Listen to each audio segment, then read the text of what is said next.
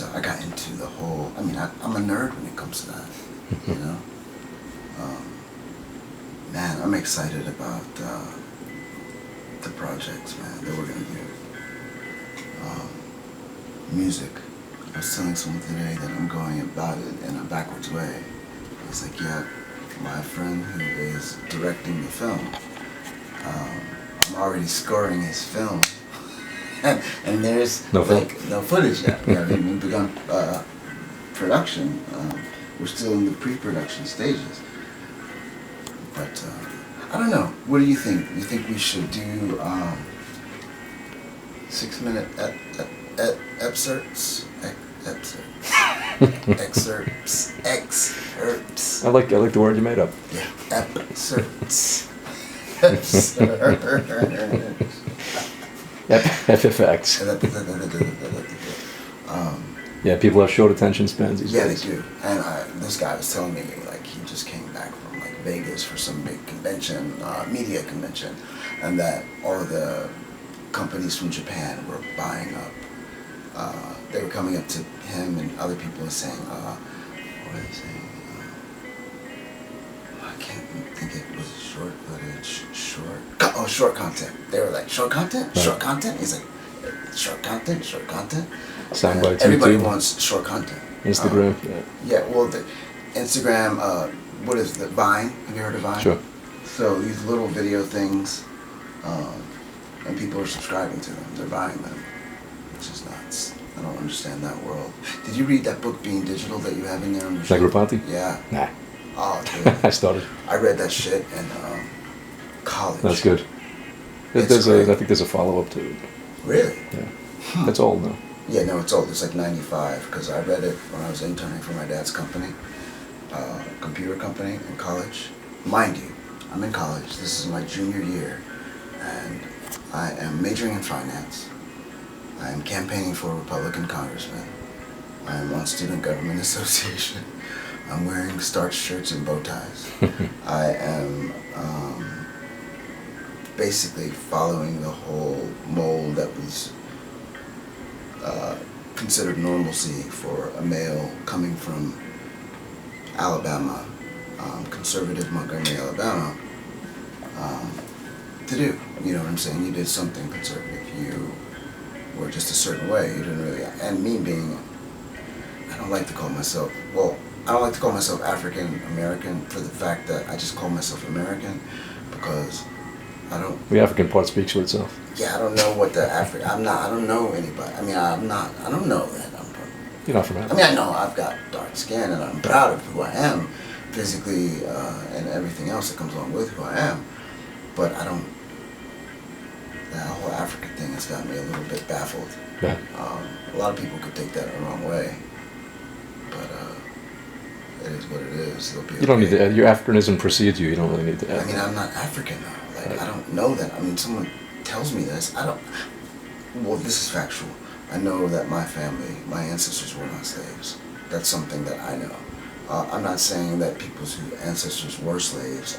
There's no better, worse. It's nothing like that when I'm saying this statement. But I don't know anything about me being from Africa. Okay? My family comes from Italy. We don't call ourselves Italian Americans. Right. It was three generations ago. I'm American. Yeah. I consider myself American. America is a culmination of fucking everything, and it's just a melting pot anyway. So I'm American. And I'm glad to be finally, well, not even finally, I'm just glad to be accepted when the contemporary art world refers to me as an American painter, Edward Crowell II. I have friends who are artists who are African American, and they address the whole fact that they are African American painters, and that's how they see themselves, and there's nothing wrong with how they see themselves, but I didn't want to go that route of like, that shit is all irrelevant, the whole like socioeconomic, the sociological references, that shit to me is just irrelevant. It's labels that pigeonhole you. Yeah, man, it traps you, I think. And then it sets people up for what they want to think about you before they know you. Yeah, what they expect too. I mean, and you'd think me coming from the civil rights, the birthplace of civil rights. I mean, Martin Luther King, Rosa Parks got on the bus. That bus stop she got on the bus at is right across from my friend's martini bar. Really? Yeah, and I mean, I would walk out to smoke and just like look at that bus stop and just think like, wow, you know. History. That's where, yeah, I mean, I wonder what the fuck she was thinking. She's sitting on the bus stop. Was she like, I don't think she had in her mind like, I'm gonna get on this bus and like sit in the front, you know? Like, what was going through her head? Like, what was brewing in her mind? That moment she got just like frustrated. Yeah, that moment might not have been premeditated, but the whole thing leading up to it was absolutely building up in her, I'm sure. And it just like, it's kind of surreal when you like sit there. But it's so funny, like the amount of racism that I experienced in Montgomery, Alabama, but didn't really experience that much, come to think of it. To be honest with you, I've experienced more racism in Miami, Florida. Really? Oh yeah. Yes. You have a, I don't know if I should be talking about this, but this is the truth. This is the way I have it. You have a slew of Latin American, Latin people who are more American than they are Latin, and their grandparents are as Latin as it gets, but they've been born in America, raised in America, yet they still have attachments to their grandparents, but for some reason they think that they're white. Right. And that's how they act. And now when I say they think that they're white, there's not a specific definition or meaning or explanation for being white, but that is exactly what they think to themselves. They think that they're better than other people, and I've dealt with it in the consumer world. And there are a couple of requirements. We're not supposed to dress too well or dance very well. I mean, that's all the rhythm defied. as a joke. Yeah, I know. That's the beautiful part. But anyway, Alabama, I didn't really experience much. The only thing I experienced was I was 5 years old one time. I was going to my Indian friends. This is first grade. My friend from India was having a birthday party at Burger King, of all places, which is freaking cool. You got the little paper, all kind of stuff.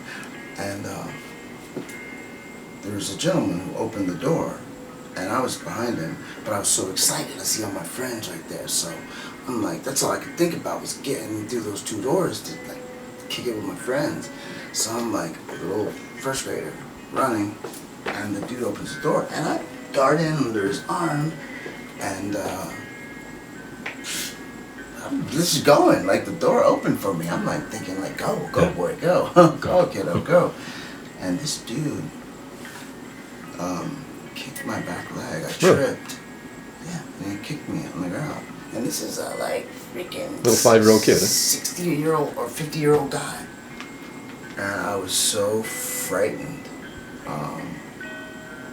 I just ran to my friends like nothing was wrong. Like I just tried to like, I don't know, I was like shocked that nothing like that has ever happened to me, like violence or whatever. But it sticks with you, something like that. Yeah, and I ran to like my friends, and then I told my friend's mom, and it's pretty much kind of blurry after that. I didn't want to tell my parents, who were still pretty much sitting in the parking lot making sure that I had gotten in. I didn't want to tell my dad because somewhere in my mind I just thought, no man, I don't want my dad to like, I don't want them to fight, you know. Yeah. And I knew my dad was gonna do something, and like I guess I don't know. But that was pretty much the only like serious racist incident.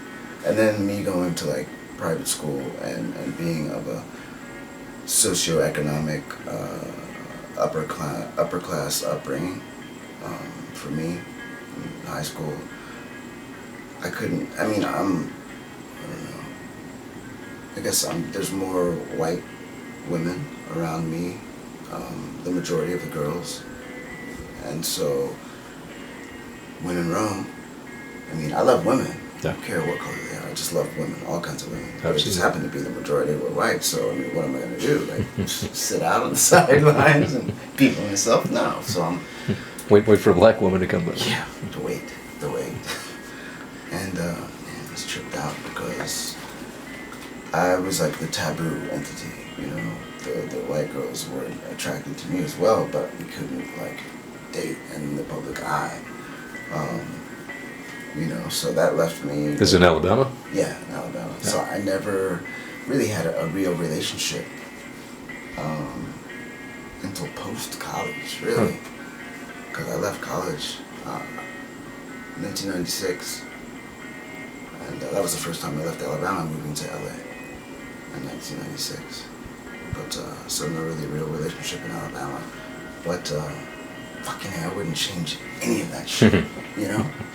It all made you what you are now. Yeah, man. I mean, The good and the bad yeah. led to this. And I broke a lot of ground, man. Like, I changed a lot of people's lives, you know, in Alabama. Like, they've come up to me and said, you know, Ed, this is like years have passed and they're like adults now.